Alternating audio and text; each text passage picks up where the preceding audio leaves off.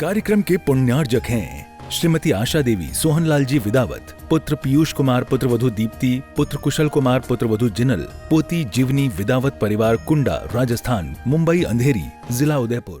शाम के वक्त संध्या वंदन का समय है और यह संध्या वंदन विदेश क्षेत्र में भगवान सीमंदर स्वामी की दिव्य ध्वनि खिलने का समय है। असंख्यात देवी देवता, त्रियंच पशु, मनुष्य, मुनि आरिका उस महाविदेश क्षेत्र में भगवान की इस समय अमृतवाणी का पान कर रहे होंगे। निरंतर दिव्य ध्वनि कीर्ति है वहां, प्रतिदिन 4 बार। हमारे पास वो सामर्थ्य नहीं है कि हम उन तक पहुंच सकें। प्रभु की वांग्मय मूर्ति, जिसे ऋषभ कथा कहा जाता है, जिसे जिनवाणी कहा जाता है, जिनेश्वरों की वांग्मय मूर्ति यहां पर स्थापित है। एक दिया जलता है तो उसका प्रकाश जलाने वाले तक ही सीमित नहीं रहता है, उसके आसपास जो रहते हैं उनको भी प्रकाश मिलता है। कभी कभी लगता है कि युगों युगों का यह अंधेरा,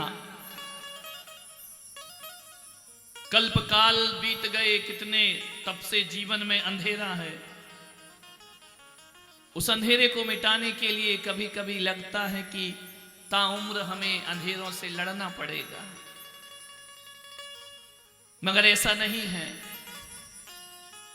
84 लाख योनियां अंधकार में बीती, एक दीप शिखा, एक दीप जल जाए, एक प्रकाश की किरण मिल जाए तो युगों युगों का अंधेरा नष्ट हो जाता है। किसी कमरे में बंद कर दो, कमरे को चारों तरफ से दरवाजे बंद कर दो, खिड़की बंद कर दो, बरसों से वह कमरा बंद रहेगा, उसमें अंधकार रहेगा। उस अंधेरे को हटाने के लिए बरसों दीप जलाने की जरूरत नहीं होती है। एक दिया जलाया और प्रकाश से भर जाता है। ऐसा क्यों होता है कि हजारों लाखों वर्षों के अंधकार को मिटाने के लिए लाख दीपक की जरूरत नहीं, एक दिया अंधकार को भगा देता है। हकीकत में देखा जाए तो अंधेरा का अस्तित्व है ही नहीं। जिसका अस्तित्व होता है उसे हटाना मुश्किल का काम, दुस्साध्य हो जाता है। अंधेरे का कोई अस्तित्व नहीं है, प्रकाश का अभाव ही अंधकार है। प्रकाश आया, अंधेरा अस्तित्व विहीन हो जाता है। एक दिया जल रहा है तुम्हारे डूंगरपुर में भगवान की ऋषभ कथा का, जिसे मैं जलाने का प्रयास कर रहा हूं। ऋषभदेव हमारे हृदय के मंदिर में विराजमान है। इस हृदय के मंदिर को कितना पवित्र रखना, ये आपकी जिम्मेदारी है। उनके वंश में हम पैदा हुए, उनके वंश को किस तरह से प्रकाशमान करना, ये भगवान की जिम्मेदारी नहीं, ये पुलक सागर की और आपकी जिम्मेदारी हुआ करती है। उस दीप शिखा को जगमगाते रहें, प्रज्वलित करते रहें। देखा नहीं कैसी विचित्र विचित्र पर्यायें, कभी डिस्कवरी चैनल पर देखना, कैसे कैसे जीव, कैसे कैसे प्राणी, कैसे कैसी योनियां, कैसे कैसे एक क्षुद्र भव से लेकर विशाल काय पशु गति में जीवन बीतता है।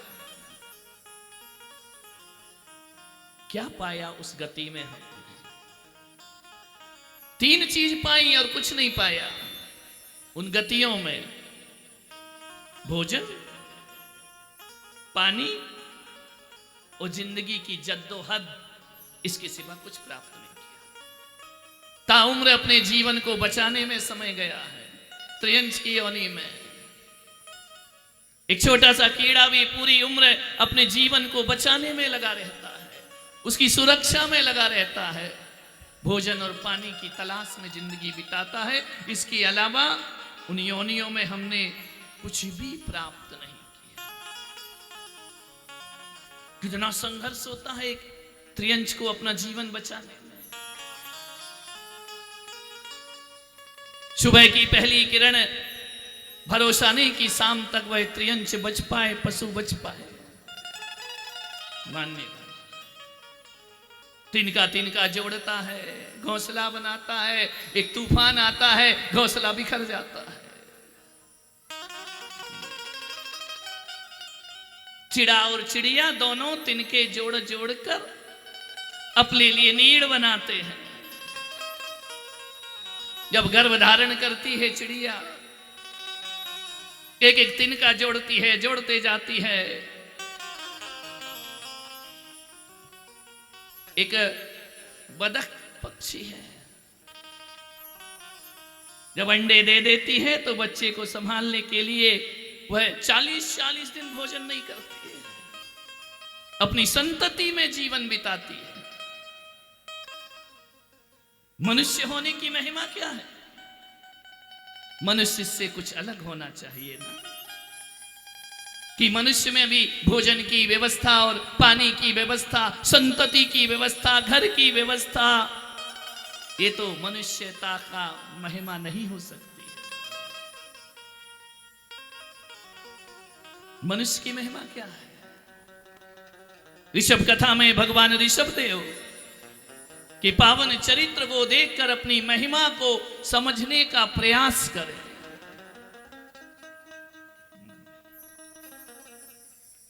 क्या है मनुष्य?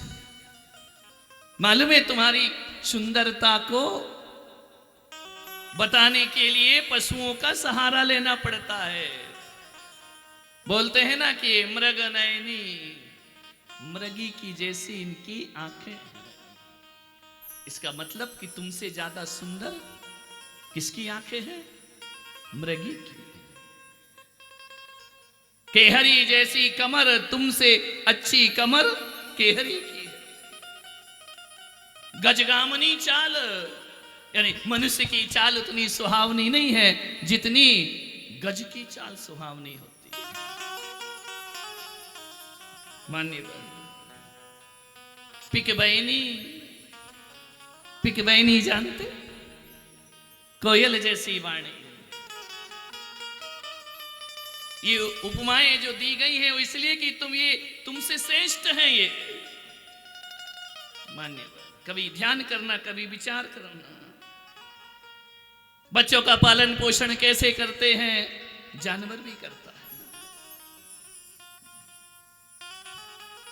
फिर मनुष्य होकर हमने कौन से 4 चांद लगाए अपने जीवन? मनुष्य है ना, मनुष्य की देह में पैदा हुए हैं ना, ऐसा क्या हटके किया है? आज तक किसी जानवर को ये उपमाएं दी गई कि इसकी मनुष्य जैसी आंखें हैं, इसकी मनुष्य जैसी चाल है? कोई नहीं देता है। तुम्हें ही उपमाएं दी जाती हैं जानवरों। मान्य सोचना है, जीवन को बदलना है। ऋषभ कथा से सैनिक महाराज ने पूछा कि ऋषभदेव का चरित्र बताओ। प्रेरणास्पद चरित्र है उनका चरित्र जगत का कल्याण करने वाला है। सब कुछ होकर भी विरक्त रहना।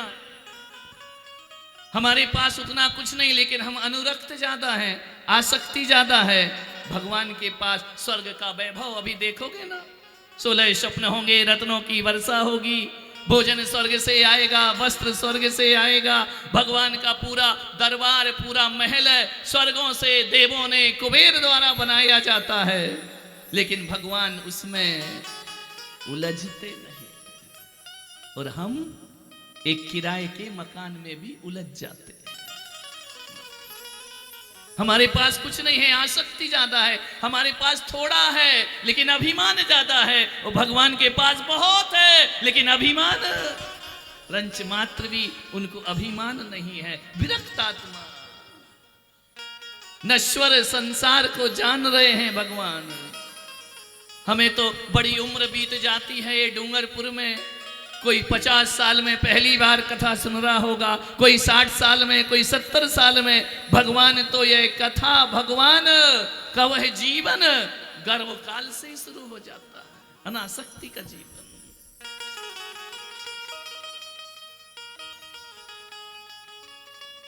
बीज वृक्ष बनता है, अद्भुत भगवान का जीवन है। सैनिक ने पूछा कि भगवान महावीर बताओ, कैसे एक कंकर तीर्थंकर होता है, कैसे एक बीज वृक्ष बन जाता है, कैसे एक बूंद सागर हो जाती है, कैसे एक इंसान भगवान का रूप धारण कर लिया करता है। यही सब कुछ करके आहार भय मैथुन परिग्रह, इसके अलावा मनुष्य ने किया क्या? रात दिन भोजन की व्यवस्था, संतति को उत्पन्न करना, अपना मकान बनाना, और बनाने के बाद एक दिन इसे यहीं पर छोड़ करके दुनिया से विदा हो जाना। मालूम है तुमको, जब तुम 18 साल के हुए थे ना, तो तुमने कहा था एक दिन मेरा जमाना आएगा, एक दिन हमारा भी वक्त आएगा। 18 साल के हो गए, अब सोचा कि पढ़ लिख के बड़े हो जाएंगे, जॉब करेंगे, हमारा भी समय आएगा। 25 साल के हो गए, अभी भी क्या सोच रहे हैं कि कभी हमारा भी वक्त आएगा। 30 साल में हमारा भी वक्त आएगा। 40 साल हो गए, विवाह हो गए, बच्चे हो गए, हमारा भी एक दिन वक्त आएगा। कब आता है वह वक्त? 50 साल के हो गए, हमारा भी जमाना होगा। मालूम है, 70 साल में भी कहते हो कि एक दिन हमारा वक्त आएगा, और एक दिन वक्त तो आज तक नहीं आ पाया। बचपन से लेकर अभी तक क्या आता है मालूम है? ब्लड प्रेशर आता है, कैंसर आता है, शुगर आती है, वक्त नहीं आता है अपना कभी। बीमारियां आ जाती हैं, बुढ़ापा आ जाता है, फिर भी आदमी कहता है एक दिन हमारा वक्त आएगा।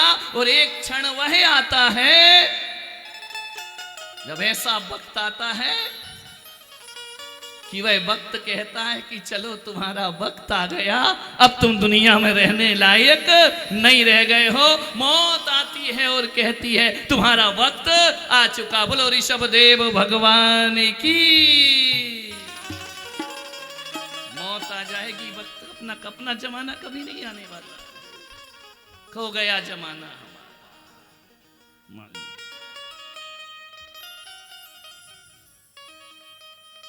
राजा श्रेणिक ने पूछा, भगवान कहां से शुरू हुई यात्रा? ऋषभदेव कहते हैं कि ध्यान रखना, महावीर कहते हैं कि ध्यान रखना, यदि फल है तो वृक्ष जरूर होगा। तुम हो तो तुम्हारा बीज जरूर होगा, बीज जरूर होगा। बिना बीज के वृक्ष नहीं होता है, और बिना वृक्ष के फलों की प्राप्ति नहीं होती। आज तुम स्त्री हो, तुम फल हो ना, तो इसका बीज जरूर कहीं होगा। आज तुम जो भी हो, इसका बीज कहीं ना कहीं जरूर होगा। आज तुम सुंदर हो तो इसका बीज कहीं होगा। आप ज्ञानी हो तो इसका बीज भी कहीं होगा। आज धनपति हो तो ये बीज भी कहीं बोया होगा। आज तुम जहां हो, जिस परिस्थिति में जैसे बैठे हो, इसके तुम आज जिम्मेदार नहीं, कोई अतीत इसका जिम्मेदार हुआ करता है। ध्यान रखिए, इतने लोग पात्र बन करके बैठे ना, ये आज का परसों का बोलियों का चमत्कार नहीं है। ये बीज कहीं ना कहीं तुमने बोया हो। वह बीज बो दिया, कब पुलक सागर आएंगे इंतजार कर रहा है वह बीज। कब वातावरण बनेगा, कब ऐसा अवसर आएगा कि हमें कथा में बैठने का अवसर प्राप्त होगा। ये कहीं ना कहीं इसका बीज अतीत में है। अभी ये अष्टकुमारिकाएं प्रस्तुति करेंगी ना, 2-2, 3-3 दिन तैयारी करती हैं। कितनी देर के लिए? कितनी देर का नृत्य होगा? 5 मिनट, 10 मिनट का। तैयारी कितनी लंबी होती है? बड़ी लंबी तैयारी, बड़ी प्रैक्टिस करना पड़ती है, तब जाकर यहाँ पर प्रस्तुति 5 मिनट की होती है। तो आपको जो 8-10 दिन की, जो 8 दिन की कथा मिल रही है ना, इसकी तैयारी इस जन्म की नहीं हो सकती डूंगरपुर वालों। इसकी तैयारी जन्म जन्म की हुआ करती है, कई जन्मों के पुण्य का संयोग हुआ करता है। आज की तैयारी नहीं है, लंबा है। किसी के यहाँ रेट पड़ती है तो एक दिन में थोड़ी पड़ती है। पुलिस वॉच करती रहती है, इनकम टैक्स वाले देखते रहते हैं कहाँ जा रहा है, क्या हो रहा है, कहाँ दान दे रहा है, कहाँ पूजा कर रहा है, कहाँ पैसे उड़ा रहा है, किसको कैसा कर रहा है। एक दिन में थोड़ी आते हैं, बरसों। जो चीजें तुम भूल गए ना, इनकम टैक्स वाले वो भी याद दिला देते हैं, तुमने ऐसी ऐसी जगह पैसा यूज किया है। भूल जाता है आदमी। एकदम से कुछ नहीं होता इस संसार में, इसके पीछे बहुत बड़ा अतीत का हाथ हुआ करता है। इस कार्यक्रम के पुण्यार्जक थे श्रीमती आशा देवी सोहनलाल जी विदावत, पुत्र पीयूष कुमार, पुत्रवधू दीप्ति, पुत्र कुशल कुमार, पुत्रवधू जिनल, पोती जीवनी विदावत परिवार, कुंडा, राजस्थान, मुंबई अंधेरी, जिला उदयपुर।